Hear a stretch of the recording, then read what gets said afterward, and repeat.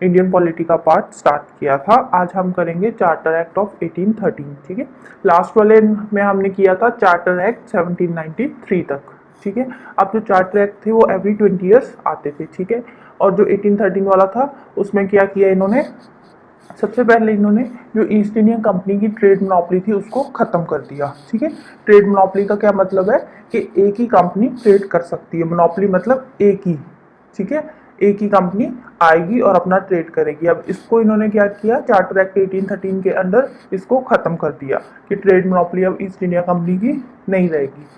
अब नेक्स्ट इन्होंने क्या किया था, अब जो तीन काउंसिल्स थी मद्रास, बॉम्बे एंड कैलकाटा की, ठीक है, इनकी पावर्स को थोड़ा सा बढ़ा दिया। ठीक है, अब इसके ऊपर, इन तीनों काउंसिल्स के ऊपर इन्होंने ब्रिटिश पार्लियामेंट का कंट्रोल करना शुरू कर दिया। ठीक है, ब्रिटिश पार्लियामेंट का कंट्रोल धीरे धीरे इन्होंने बढ़ाना शुरू कर दिया। और जो उस टाइम पे क्रिश्चियन मिशनरीज जो इंडिया में आई थी उनको भी इन्होंने अलाउ कर दिया कि वो अपने रिलीजन को इंडिया में स्प्रेड कर सकते हैं। ठीक है, अब इनको अलाउ कर दिया कि वो अपना रिलीजन इंडिया में स्प्रेड करेंगे। ठीक है, अब इंडिया में उस टाइम पे मोस्टली रिलीजन कौन सा था, हिंदुइज्म था या फिर मुस्लिम थे। ठीक है, थोड़े बहुत बुद्धिज्म जैनिज्म भी थे। बट अब इन्होंने क्या किया, इन्होंने बोला कि अब क्रिश्चियन भी अपने रिलीजन को प्रमोट कर सकते हैं, स्प्रेड कर सकते हैं इंडिया में। ठीक है, अब जो लोकल बॉडीज थी, छोटी मोटी लोकल ऑटोनॉमस बॉडीज थी, अब उनको भी पावर दे दी कि वो टैक्सेस लगा सकते हैं। ठीक है, अपने अपने प्रोविंसेस में वो टैक्स लगा सकते हैं। ठीक है, नेक्स्ट आता है चार्टर एक्ट 1833। अब इसमें क्या था, मेजर काम इन्होंने क्या किया 1813 वाले एक्ट में। ठीक है, एक तो ट्रेड मोनोपोली खत्म कर दी ईस्ट इंडिया कंपनी की, दूसरी जो थी ब्रिटिश पार्लियामेंट ने अपनी पावर्स बढ़ा दी मद्रास, बॉम्बे एंड कलकत्ता में। ठीक है, थर्ड जो क्रिश्चियन मिशनरी थी उनको अलाउ कर दिया कि वो अपने रिलीजन को इंडिया में स्प्रेड कर सकते हैं। ठीक है, फोर्थ इन्होंने क्या काम किया था कि जो लोकल ऑटोनॉमस बॉडीज थी उनको टैक्स लगाने की पावर दे दी थी। चार्टर एक्ट 1833 में अब क्या किया, इसमें इन्होंने क्या किया था, एक मेजर काम, लॉ कमीशन बना दिया। ठीक है, चार्टर एक्ट 1833 के अंदर इन्होंने एक लॉ कमीशन बना दिया। अब लॉ कमीशन का काम क्या था, इंडियन लॉज को कंसोलिडेट करना और कोडिफाई करना। ठीक है, ताकि थोड़ा उनको काम करना इजी हो जाए इंडियन लॉ के साथ साथ। ठीक है, तो सबसे पहले लॉ कमीशन कौन बना था, लॉर्ड मकॉले। 1835 में लॉर्ड मकॉले फर्स्ट लॉ कमीशन का चेयरमैन बना दिया इन्होंने। ठीक है, और जो सर जेम्स स्टीफन था वो था law member, first law member. ठीक है, सर जेम्स स्टीफन वो था फर्स्ट लॉ मेंबर, लॉर्ड मकॉले था लॉ कमीशन का फर्स्ट चेयरमैन। ठीक है, 1835 में। फिर इन्होंने यहाँ पे एक थोड़ा सा अच्छा काम भी किया, इन्होंने जो स्लेवरी सिस्टम इंडिया में चल रहा था, पहले इंडिया में स्लेवरी सिस्टम बहुत था, स्लेव्स लेकर आते थे उनको बेच देते थे। जो पहले के राजे रजवाड़े थे उन टाइम पे बहुत चलता था ये वाला सिस्टम, वो स्लेव्स रखते थे अपने और उनसे सारी जिंदगी काम करवाते रहते थे। उनकी आगे वाली पीढ़ियां भी ये इनके अंडर काम करती रहती थी, राजाओं के अंदर। ठीक है, तो यहाँ पे इन्होंने 1843 में जो स्लेवरी सिस्टम था उसको बिल्कुल ही इलीगल कर दिया कि आप कोई भी स्लेव्स का ट्रेड नहीं कर सकता। ठीक है, स्लेवरी सिस्टम इंडिया में खत्म ही कर दिया इन्होंने। तो नेक्स्ट इन्होंने क्या किया था, जो गवर्नर जनरल था उसको, उसकी थोड़ी सी पावर और बढ़ा दी इंडिया में। ठीक है, अब हर चार्टर एक्ट में वो अपनी पावर्स को और बढ़ा रहे थे। ठीक है, अब जो गवर्नर जनरल था उसको मतलब इतनी पावर्स दे दी कि वो इंडिया में, पूरे इंडिया में कहीं पे भी लॉ बना सकता है। बट लॉ बनाने के लिए उसको बोर्ड ऑफ कंट्रोलर्स का अप्रूवल चाहिए। ठीक है, बोर्ड ऑफ कंट्रोलर्स के अप्रूवल से वो पूरे इंडिया में कहीं पे भी कोई भी लॉ बना सकता है। उसकी पावर्स इतनी वास्ट कर दी उन्होंने। अब जो काउंसिल थी, ठीक है, एक तो गवर्नर जनरल था, एक गवर्नर जनरल की काउंसिल थी। अब काउंसिल को भी पूरी पावर्स दे दी कि वो रेवेन्यू पे अपना कंट्रोल कर सकते हैं। ठीक है, रेवेन्यू कहाँ से आता है, कहाँ जाता है, खर्चा, वो सारा काउंसिल देख सकती है। ठीक है, और पूरी कंट्री के लिए इन्होंने सिर्फ एक ही बजट बना दिया, सिंगल बजट। अब प्रोविंसेस का कोई अलग से बजट नहीं होएगा। ठीक है, पूरी कंट्री का सिर्फ एक ही बजट होएगा, एक सिंगल बजट। ठीक है, प्रोविंसेस अलग से अपना बजट नहीं बना सकती। ठीक है, और वो बजट को बनाएगा कौन, वो बनाएगा गवर्नर जनरल। ठीक है, अब ईस्ट इंडिया कंपनी की इन्होंने फिर पावर थोड़ी सी यहाँ पे रिड्यूस कर दी, उसको सिर्फ और सिर्फ एडमिनिस्ट्रेटिव और पॉलिटिकल एंटिटी बना दिया। ठीक है, और उसमें जो बोर्ड ऑफ कंट्रोलर्स थे ईस्ट इंडिया कंपनी के, जो बोर्ड ऑफ कंट्रोलर्स थे उनमें भी इन्होंने अपने बहुत सारे लॉर्ड्स और मिनिस्टर्स को नॉमिनेट कर दिया as a ex officio member. ठीक है, ईस्ट इंडिया कंपनी की पावर्स को थोड़ा सा इन्होंने यहाँ पे रिड्यूस कर दिया। ठीक है, और इस एक्ट में, कौन सा एक्ट था, चार्टर एक्ट 1833, इस एक्ट में इन्होंने फर्स्ट टाइम जो गवर्नर जनरल्स गवर्नमेंट थी उसका नाम बदल के क्या रख दिया, गवर्नमेंट ऑफ इंडिया, और जो उसकी काउंसिल थी गवर्नर जनरल की उसका नाम रख दिया इंडियन काउंसिल।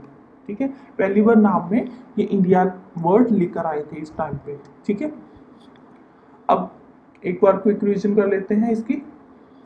क्या हुआ था इसमें, एक तो लॉ कमीशन बना था, फर्स्ट लॉ कमीशन का चेयरमैन कौन था, लॉर्ड मकॉले था। स्लेवरी सिस्टम खत्म कर दिया इन्होंने, गवर्नर जनरल की पावर्स थोड़ी सी बढ़ा दी थी और काउंसिल को पूरी पावर दे दी एक बजट बनाने के लिए, और बजट कौन बनाएगा, गवर्नर जनरल बनाएगा। ईस्ट इंडिया कंपनी की पावर्स थोड़ी सी रिड्यूस कर दी, और जो गवर्नर जनरल गवर्नमेंट थी उसका नाम बदल के इन्होंने रख दिया गवर्नमेंट ऑफ इंडिया, और उसकी काउंसिल का नाम बदल के रख दिया इंडियन काउंसिल। ठीक है, नेक्स्ट चलते हैं, चार्टर एक्ट ऑफ 1853। ठीक है, अब ये वाला जो एक्ट था ये लास्ट था चार्टर एक्ट। ठीक है, चार्टर एक्ट स्टार्ट कब हुए थे, 1793 में आया था फर्स्ट चार्टर एक्ट। ठीक है, और लास्ट चार्टर एक्ट कब आया था, 1853 में। ठीक है, फर्स्ट आया था 1793 में और लास्ट वाला आया था 1853 में। ठीक है, इसमें अब इंडियन लेजिस्लेशन में बहुत सारी चेंजेस करी इन्होंने इस एक्ट के अंदर। ठीक है, कुछ इंडियन लेजिस्लेशन में इन्होंने चेंजेस करी, और इस एक्ट के टाइम पे जो गवर्नर जनरल थे, गवर्नर जनरल लॉर्ड डलहौजी, उन्होंने एक रिपोर्ट तैयार की, और वो रिपोर्ट में इन्होंने लिखा कि हमने अपने एडमिनिस्ट्रेशन सिस्टम को कंपनी के कैसे इम्प्रूव करना है। ठीक है, अब इन्होंने अपना एडमिनिस्ट्रेटिव सिस्टम थोड़ा और इम्प्रूव करना शुरू कर दिया। ठीक है, अब धीरे धीरे चेंजेस कर रहे हैं ना, हर एक्ट में कोई ना कोई एक नई इंप्रूवमेंट लेकर आते हैं। ठीक है, अपनी कभी टेरिटरी बढ़ा देते हैं, कभी अपना कंट्रोल लेजिस्लेशन पे बढ़ा देते हैं, कभी एडमिनिस्ट्रेशन पे बढ़ा देते हैं। ठीक है, तो ऐसे हर एक्ट में ये अपना कंट्रोल बढ़ाते चलते आए। ठीक है, फिर जो बंगाल का गवर्नर था, अब उसको इन्होंने, उसके लिए इन्होंने एक अलग से गवर्नर बना दिया। ठीक है, क्योंकि उस टाइम पे जो बंगाल प्रोविंस था ना, बहुत बड़ा प्रोविंस था, अब उस पर कंट्रोल करना एक अपने आप में बहुत बड़ी बात थी, तो इसलिए इन्होंने बंगाल के लिए एक अलग से गवर्नर बना दिया। ये बंगाल को कंट्रोल करने के लिए एक अलग गवर्नर होएगा, एक सेपरेट गवर्नर बना दिया। ठीक है, अब जो काउंसिल के लेजिस्लेटिव और एडमिनिस्ट्रेटिव फंक्शंस थे, ठीक है, उनको अलग अलग देखना शुरू कर दिया। ठीक है, लेजिस्लेटिव के लिए अलग, मतलब एक काउंसिल बनाएंगे, और एडमिनिस्ट्रेशन के लिए अलग, और वो दोनों अलग अलग फंक्शंस देखेंगे काउंसिल की। ठीक है, कि लेजिस्लेटिव फंक्शन कैसे काम कर रहे हैं और एडमिनिस्ट्रेशन कैसे काम कर रहा है। ठीक है, जैसे आज की डेट में देख लो, हमने 3 पार्ट्स में डिवाइड किया ना, हमारा जुडिशियल सिस्टम हो गया, लेजिस्लेटिव सिस्टम हो गया, एडमिनिस्ट्रेटिव सिस्टम हो गया। ठीक है, यहाँ पे अभी तक 2 ही चीजें आई है। ठीक है, एक लेजिस्लेटिव फंक्शन और दूसरे एडमिनिस्ट्रेटिव फंक्शन। अब और इन्होंने यहाँ पे एक नया काम शुरू कर दिया था, अब जो भी कंपनी का एम्प्लॉय बनेगा उसको पहले एक कॉम्पिटिटिव एग्जाम देना होगा, और जो बंदा वो एग्जाम को क्वालिफाई करेगा वही कंपनी का एम्प्लॉय बन सकता है। अब हर कोई बंदा कंपनी का एम्प्लॉय नहीं बन सकता। ठीक है, कॉम्पिटिटिव एग्जाम के थ्रू प्रॉपर रिक्रूटमेंट करनी शुरू कर दी इन्होंने अपने एम्प्लॉयज के लिए। अब ब्रिटिश पार्लियामेंट ने और आगे क्या किया कि जो कंपनी की गवर्नेंस थी इंडिया की, उसको एक सूटेबल टाइम के लिए, किसी भी टाइम के लिए वो खत्म कर सकते थे। ठीक है, ब्रिटिश पार्लियामेंट के पास इतनी इन्होंने पावर दे दी कि वो कंपनी की गवर्नेंस इंडिया में किसी भी टाइम पे खत्म कर सकते थे। अब वो सारी चीजें अब ब्रिटिशर्स ने अपने हाथ में ले ली कि इंडिया में जब चाहे कंपनी की पावर बढ़ा भी सकते हैं और कम भी कर सकते हैं। बढ़ाएंगे तो खैर क्यों ही, खत्म ही करेंगे वो कंपनी की पावर्स।